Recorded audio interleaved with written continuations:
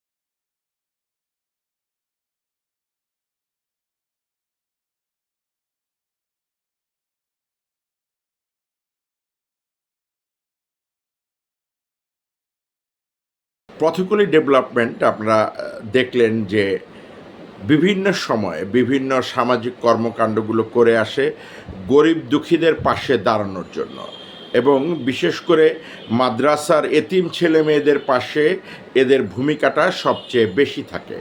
কারণ এতিম ছেলেমেয়েরা এমন একটি জায়গায় আছেন আমাদের ইসলামে, আমাদের হজরত মুহাম্মদ সাল্লাল্লাহু আলাইহি ওয়াসাল্লাম তিনি নিজেও এতিম ছিলেন। তাই এতিমদের প্রতি আমরা যারা মুসলমান এবং পাশাপাশি ভিন্ন ধর্মের অবলম্বী যারা, তারাও কিন্তু একটি সফট কর্নার থাকে এদের প্রতি।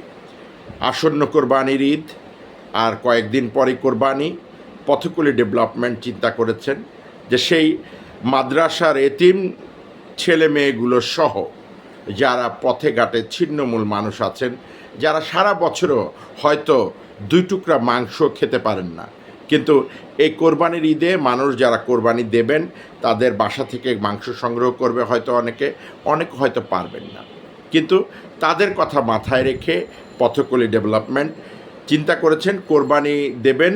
এবং আপনারা যারা আমার এই ভিডিওটি দেখছেন এবং বিভিন্ন সময়ে পথকলি ডেভেলপমেন্টকে সাহায্য সহযোগিতা করেন, আমি তাদের কাছে অনুরোধ করছি আপনারা যে যা পারেন, তাদের কিছু নিয়ম আছে সেইটাও যদি আপনারা পারেন তাহলে আলহামদুলিল্লাহ। আর যদি সেই বড় অ্যামাউন্টও না পারেন, আমি অনুরোধ করব 500 থেকে শুরু করে 50,000 পর্যন্ত। যদি কেউ পারেন 500 টাকা, যদি কেউ পারেন 1000 টাকা, যদি কেউ পারেন 1500 টাকা, যদি কেউ পারেন 2000 টাকা, যার যা সামর্থ্য অনুযায়ী ন্যূনতম 500 টাকা থেকে শুরু করবেন এবং পথকলি ডেভেলপমেন্টের এই কুরবানির ফান্ডে প্রদান করবেন।